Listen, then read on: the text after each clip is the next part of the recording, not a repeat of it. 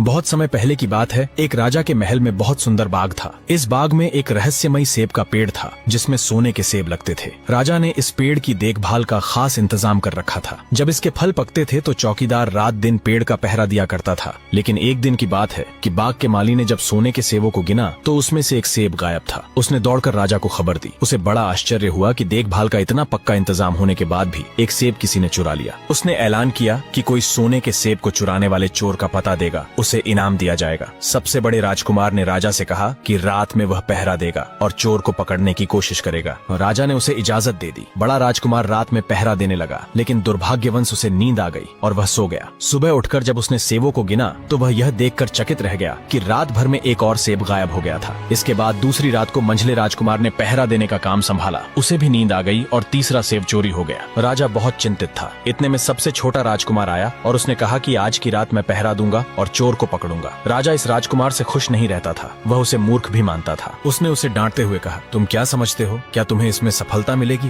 तुमसे बड़े और तुमसे ज्यादा समझदार दोनों राजकुमार इस काम में असफल हो चुके हैं। तुम जाओ अपना काम करो। लेकिन छोटा राजकुमार नहीं माना। उसने राजा से प्रार्थना की कि उसे एक मौका जरूर दिया जाए। अंत में राजा राजी हो गया। राजकुमार रात में पहरा देने लगा। उसने तय किया कि वह किसी भी हालत में नहीं सोएगा और चोर को जरूर पकड़ेगा। जब आधी रात हुई और 12 बजे का आखिरी घंटा बजा तो राजकुमार ने देखा कि एक सुंदर सोने की चिड़िया कहीं से उड़ती हुई आई और सेब के पेड़ पर आ बैठी। देखते ही देखते चिड़िया ने सोने का एक सेब तोड़कर अपनी चोंच में पकड़ लिया। राजकुमार ने फौरन निशाना साधकर तीर चला दिया, लेकिन तीर चिड़िया को नहीं लगा और वह पंख फड़फड़ाकर उड़ गई। हाँ, इतना अवश्य हुआ कि उसका एक सुनहरा पंख टूटकर जमीन पर आ गिरा। दूसरे दिन राजकुमार ने राजा को सारी बात कह सुनाई और वह सोने का पंख उनके सामने रख दिया। पंख इतना सुंदर और कीमती था कि राजा उसे देखता ही रह गया और उसने कहा, अगर उस चिड़िया का एक पंख इतना सुंदर है तो वह पूरी चिड़िया कितनी सुंदर होगी। मैं चाहता हूँ कि उस चिड़िया को कोई पकड़ कर लाए। सबसे पहले बड़ा राजकुमार इस काम के लिए रवाना हुआ। चलते चलते वह एक जंगल में पहुंचा। वहाँ उसने एक नरभक्षी राक्षस को आराम करते हुए देखा। राक्षस ने राजकुमार से कहा, मुझे पता है कि तुम सोने की चिड़िया की खोज में निकले हो। तुम मेरी राय मानो तो तुम्हारा काम जल्दी ही पूरा हो जाएगा। तुम इसी रास्ते से सीधे चले जाओ। शाम होने पर तुम एक गांव में पहुंचोगे। वहाँ तुम्हें आमने सामने 2 सराय मिलेंगी। एक सराय खूब सजी सजाई और सुंदर सी होगी, लेकिन तुम उसमें मत ठहरना। तुम उसके सामने वाली दूसरी सराय में ठहरना जो बहुत मामूली और देखने में भी भद्दी सी होगी। ऐसा करने पर तुम्हारा काम आसानी से पूरा हो जाएगा। राक्षस की बात सुनकर राजकुमार ने कहा, मुझे तुम्हारी सलाह की जरूरत नहीं है। यह कहकर राजकुमार आगे चलता गया। शाम को जब वह एक गांव में पहुंचा तो उसने देखा कि वहां मार्ग के किनारे सचमुच 2 सरायें थीं। उनमें से एक सराय खूब सजी सजाई थी और उसके अंदर से लोगों के नाचने गाने की आवाजें आ रही थीं। दूसरी सराय भद्दी सी थी और वहां अंधेरा घिरा हुआ था। राजकुमार सजी सजाई सराय में ठहर गया। थोड़ी देर में वह भूल गया कि वह असल में सोने की चिड़िया की खोज में निकला था। उधर जब काफी समय बीत गया और बड़ा राजकुमार नहीं लौटा तो मंझला राजकुमार सोने की चिड़िया की खोज में चल पड़ा। वह भी उसी तरह चलते चलते जंगल में पहुंचा तो उसे भी वही राक्षस मिला। इस राजकुमार ने भी राक्षस की बात पर कोई ध्यान नहीं दिया। जब वह शाम को उस गांव में पहुंचा तो बड़े राजकुमार की तरह सजी सजाई सराय में ठहर गया। वहाँ के नाच रंग में मस्त होकर वह भी अपना काम भूल गया, यहाँ तक कि उसे घर लौटने की भी सुध न रही। अंत में सबसे छोटे राजकुमार ने राजा से कहा कि मैं सोने की चिड़िया की खोज में जाऊंगा। उसके जिद करने पर राजा ने उसे इजाजत दे दी। छोटा राजकुमार तैयार होकर सोने की चिड़िया की खोज में निकल पड़ा। जंगल में उसे भी राक्षस मिला। राजकुमार ने राक्षस की बात को ध्यान से सुना और राक्षस से कहा, ठीक है, तुम जैसे कह रहे हो मैं वैसे ही करूंगा। इस पर राक्षस खुश होकर बोला, तुम सबसे अच्छे लड़के मालूम होते हो। तुमने मेरी बात का मजाक नहीं उड़ाया। मैं तुमसे खुश हूँ और तुम्हारी मदद करूंगा। आओ तुम मेरी पूंछ पर बैठ जाओ, मैं तुम्हें उस सराय तक पहुंचा देता हूँ। देखते ही देखते राक्षस की पूंछ काफी बड़ी हो गई और राजकुमार उस पर बैठ गया। उसके बैठते ही राक्षस हवा में उड़ने लगा और थोड़ी ही देर में मैदानों और पहाड़ों को पार करके उसी गांव में जा पहुंचा। राजकुमार ने उसकी सलाह को मानकर छोटी और पुरानी सराय में ही डेरा डाल दिया। वह दूसरी सजी सजाई सराय से दूर ही रहा। दूसरे दिन सुबह उठकर जब वह आगे बढ़ा तो कुछ दूर चलने पर उसे वह राक्षस फिर से रास्ते में मिल गया। राक्षस ने उससे कहा, अब मैं तुम्हें बताता हूँ कि आगे तुम्हें क्या करना चाहिए। तुम सीधे चलो। आगे चलने पर तुम्हें एक बहुत बड़ा किला मिलेगा जिस पर सिपाही पहरा दे रहे होंगे। तुम सिपाहियों से डरना मत और सीधे अंदर चले जाना, क्योंकि वे इस समय सो रहे होंगे। तुम बेधड़क होकर किले में घुसते चले जाना और उनके कमरों को पार करते हुए उस जगह पहुंच जाना जहाँ लकड़ी के एक मामूली से पिंजरे में सोने की चिड़िया बंद है। तुम चिड़िया को पिंजरे सहित उठाकर किले से बाहर ले आना, लेकिन एक बात याद रखना, चिड़िया के पिंजरे के पास ही एक बहुत सुंदर सोने का पिंजरा भी रखा होगा। तुम भूल कर भी चिड़िया को उस पिंजरे में मत रखना। यह कहकर राक्षस ने राजकुमार को फिर से अपनी पूंछ पर बिठाया और थोड़ी ही देर में उसको किले के पास पहुंचा दिया। राजकुमार ने किले के पास जाकर देखा तो सचमुच उसके पहरेदार सो रहे थे। वह बिना डरे सीधा महल में घुस गया और थोड़ी ही देर बाद वह उस कमरे में जा पहुंचा जहाँ सोने की चिड़िया एक पिंजरे में बैठी हुई थी। पिंजरे के पास ही सोने के 3 सेब पड़े थे। सोने की चिड़िया इतनी सुंदर थी कि राजकुमार उसको देखता ही रह गया। वह उसको उठाकर लाने ही वाला था कि उसकी नजर पास ही पड़े एक सुंदर से पिंजरे पर पड़ी। वह पिंजरा बहुत सुंदर था और उसमें तरह तरह के कीमती पत्थर जड़े हुए थे। सोने की चिड़िया के लिए वही पिंजरा ठीक मालूम पड़ता था। राजकुमार राक्षस की बात को भूल गया और उसने सोने की चिड़िया को लकड़ी के पिंजरे से निकालकर सोने के पिंजरे में बंद कर दिया। लेकिन नए पिंजरे में आते ही चिड़िया ने खूब जोर जोर से शोर मचाना शुरू कर दिया। राजकुमार पिंजरे को उठाकर कमरे से बाहर भी नहीं निकल पाया था कि बहुत सारे सिपाही कमरे में घुस आए और उन्होंने राजकुमार को पकड़ लिया। अब राजकुमार को अपनी भूल का पता चला। सिपाही उसे खींचते हुए राजा के दरबार में ले गए। राजा के पूछने पर राजकुमार ने सारी बात कह सुनाई। राजा बोला, तुम मेरे महल में चोरी करने के लिए आए थे, मैं तुमको माफ नहीं कर सकता, तुम्हें फांसी की सजा दी जाएगी। लेकिन मैं तुम्हें एक मौका देता हूँ, अगर तुम मेरे लिए सोने का घोड़ा ला दो तो मैं न सिर्फ तुम्हें छोड़ दूंगा बल्कि सोने की चिड़िया भी तुम्हें दे दूंगा। राजकुमार को अपनी जान बचाने के लिए राजा की शर्त माननी पड़ी। अब वह सोने के घोड़े की तलाश में निकला। किले के बाहर जाने पर उसने देखा कि राक्षस उसका इंतजार कर रहा है। उसने राक्षस को सारी बातें बताई। राक्षस ने निराश होते हुए कहा, मैं अब तुम्हारी कोई मदद नहीं करूंगा, तुमने मेरे कहे अनुसार कार्य नहीं किया। राजकुमार बोला, इस बार मुझे माफ कर दो, मुझसे गलती हो गई, मेरा काम तुम्हारी सहायता के बिना नहीं चलेगा। मुझे राजा ने सोने का घोड़ा लाने के लिए कहा है, वरना वह मुझे फांसी पर चढ़ा देगा। राक्षस ने कहा, खैर